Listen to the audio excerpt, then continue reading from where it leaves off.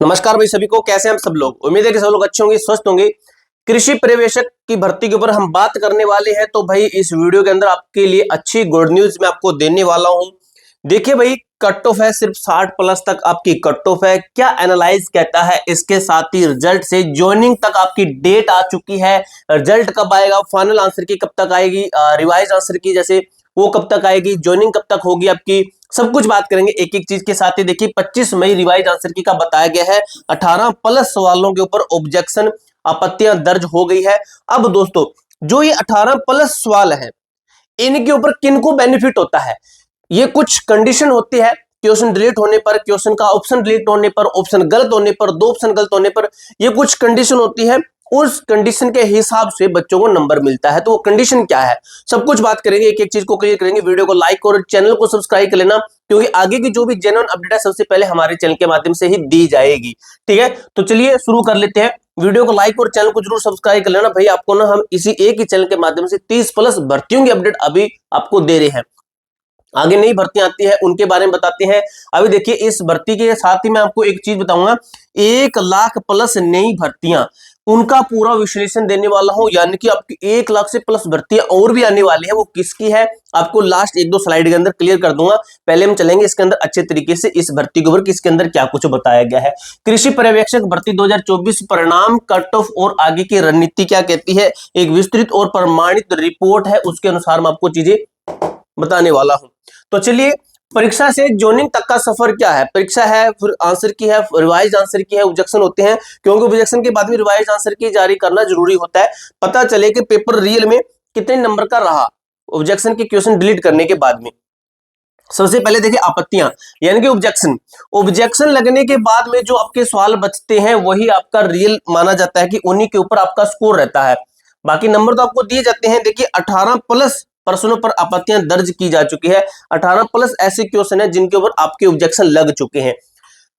ये मैंने क्वेश्चन दिखाए थे आपको, ठीक है। रिवाइज आंसर की 25 से 27 मई के आसपास आने की संभावना है, यानी कि रिवाइज आंसर की आपकी आएगी। और जैसे ही ये आंसर की आती है तो मेरे दोस्त मेरे भाई, ये जो आंसर की आएगी तो हमारा जो टेलीग्राम ग्रुप है A to Z फोरम, इस टेलीग्राम ग्रुप के अंदर आपको डायरेक्ट लिंक मिलेगा। इस लिंक से आप चेक कर सकोगे अपनी फाइनल आंसर की।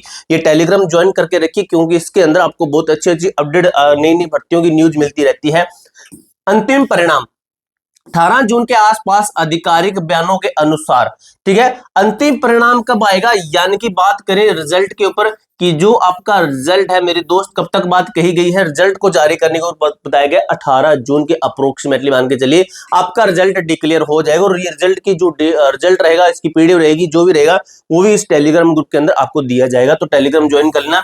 ज्वाइनिंग की बात करें, ज्वाइनिंग आपकी कब तक होगी, तो भाई जुलाई माह में संभावित है आपकी। जुलाई कौन सी की मैं बात कर रहा हूं, इसी साल 2026 की मैं बात कर रहा हूं, जुलाई 2026 की। ठीक है, जुलाई महीने के अंदर, यानी कि जून, जून के बाद सीधा जुलाई, आपके साथ पास में एक महीना जून का है। भाई देखिए कितना जल्दी आपकी ज्वाइनिंग हो जाएगी, आपको नौकरी मिल जाएगी, शादी भी जल्दी हो जाएगी। ठीक है, वैसे तो लगभग भाई शादी हो गई होगी, राजस्थान में कर लेते हैं जल्दी शादी, ठीक है, क्योंकि राजस्थान में हो जाती है जल्दी शादी। देखिए अब क्या लिखा गया, 18 प्लस कुल आपत्तियों वाले क्वेश्चन, ऑब्जेक्शन वाले क्वेश्चन, किन प्रश्नों पर लगी आपत्तियां। देखिए आउट ऑफ सिलेबस छात्रों के अनुसार लगभग 8 प्रश्न पाठ्यक्रम से बाहर। जो मेनली वो छात्र जो पढ़ने वाले बच्चे हैं, उनके अनुसार 8 क्वेश्चन ऐसे पाए गए हैं जो कि पाठ्यक्रम यानी कि आउट ऑफ सिलेबस पाए गए हैं। अब ये आउट ऑफ सिलेबस क्वेश्चन है। उसके बाद देखिए विवादित विषय टीडीएन, पलाया झील है, पलाया झील हुई, वसा यानी कि फैट, थर्न वेट हो गया, और साइलेज हो गया, से जुड़े प्रश्नों पर भारी विवाद। इनसे रिलेटेड जो भी क्वेश्चन थे, इनसे रिलेटेड क्वेश्चन के ऊपर विवाद हुआ है, उनके ऊपर ऑब्जेक्शन लगे हैं, उनके अंदर कुछ ना कुछ गलतियां हुई है। देखिए निष्कर्ष, ये प्रश्न या तो डिलीट होंगे या इनके विकल्प बदले जाएंगे। ठीक है, या तो विकल्प बदले जाएंगे या डिलीट होंगे, जिसके कट्टों पर सीधा सीधा असर पड़ेगा। कट ऑफ भी आपको मैं बता दूंगा कितनी आपकी कट ऑफ है। तो देखिए भाई, बदलाव का असर किसे मिलेगा, फायदा। ऑब्जेक्शन वाले क्वेश्चन की बात कर रहा हूं। Section a condition A percent delete होता है तो क्या होता है, इसका फायदा लगभग सभी उम्मीदवारों को समान रूप से मिलेगा। कट्टों में कोई बड़ा उल्ट फेयर नहीं होगा, यानी एक नंबर वो सभी को दे दिया जाएगा। अगर बात करें कंडीशन सेकंड कहती है, बी कंडीशन कहती है उत्तर का विकल्प बदलने पर, अगर वो मान लीजिए वो चेंज कर देते हैं, विकल्प चेंज कर लेते हैं, तो फायदा किसको मिलेगा? उन छात्रों को जिनके उत्तर नए विकल्प के अनुसार सही होंगे। ठीक है, नए विकल्प के अनुसार सही होंगे, उनको फायदा मिलेगा। नुकसान किसको होगा? उन छात्रों को जिनके उत्तर पिछले आंसर की में सही थे लेकिन अब गलत हो गए हैं।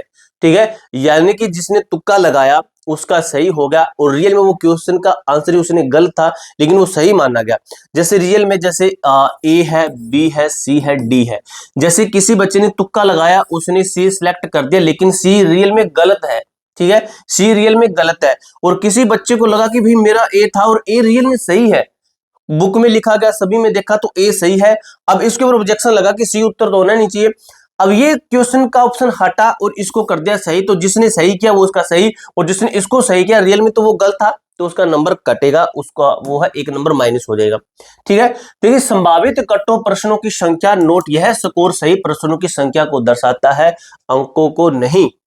किसको दर्शाता है? ये प्रश्न को दर्शाता है, प्रश्न की संख्या को। इतने प्रश्न, देखिए कैटेगरी सामान्य यूआर जिसको हम जनरल कैटेगरी बोलते हैं, ये कहता है कि 76 टू 78, 81 टू 85 वाले टॉपर्स की श्रेणी में आते हैं। ये है आपके प्रश्न के ऊपर कितने प्रश्न, तो बिल्कुल मेरे भाई आपसे पे।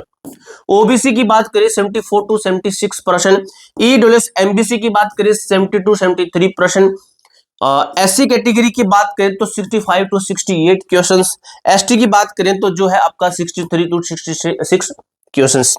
यह कट ऑफ पिछले एग्जाम्स लेवल 430 पोस्ट और वर्तमान पदों की संख्या के विस्तृत विश्लेषण पर आधारित रिपोर्ट है, जो कि आपको मैंने दिखाया है। ठीक है, अब देखते हैं आगे की चीज, आगे का क्या बताएगा? क्या आपका स्कोर अपनी कैटेगरी की सेफ कैटेगरी से ऊपर है, नहीं, या फिर हाँ सेफ है, ऊपर है, या फिर उसके समक्ष है, यानी कि उसके इक्वल है, इक्वल कह सकते हैं, उसके बराबर है। अगर इक्वल है तो, अगर नहीं तो क्या है? खतरे का क्षेत्र है, बिलो 65 कम। निराश नहीं होना है, तुरंत अपनी दिशा बदलें, सीटी और सीट की तैयारी आज से ही शुरू कर दीजिए।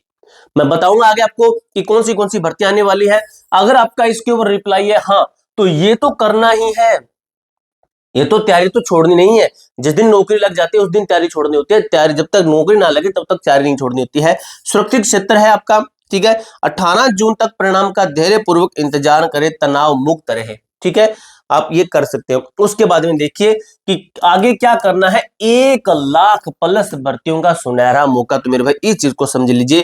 सीईटी समान पात्रता परीक्षा जुलाई माह में है। ठीक है, इसके बाद 12 विभिन्न विभागों में लगभग 40,000 से 50,000 पदों पर भर्तियां निकलने वाली है।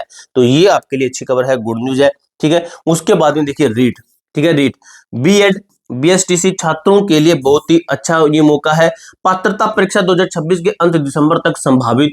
सेकंड पॉइंट कहता है मुख्य परीक्षा जुलाई 2027 में आयोजित होने की पूरी संभावना। ठीक है, तो ये प्रॉपर एग्जैक्ट मैंने चीजें आपको बता दी है। देखिए की इनसाइट्स कहते हैं 2028 के चुनावों से पहले छात्रों के लिए बम्पर भर्तियां आने वाली है। समय बर्बाद नहीं करना है हमें, 2028 से पहले आपके सामने बहुत भर्तियां आएगी, बहुत सारी भर्तियां आएगी।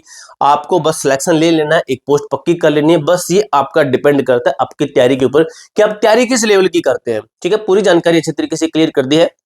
कोई डाउट हो, कोई क्वेरी हो तो कमेंट बॉक्स में पूछ सकते हो। मिलते हैं दोस्तों नेक्स्ट वीडियो के अंदर, तब तक के लिए जय हिंद, जय भारत।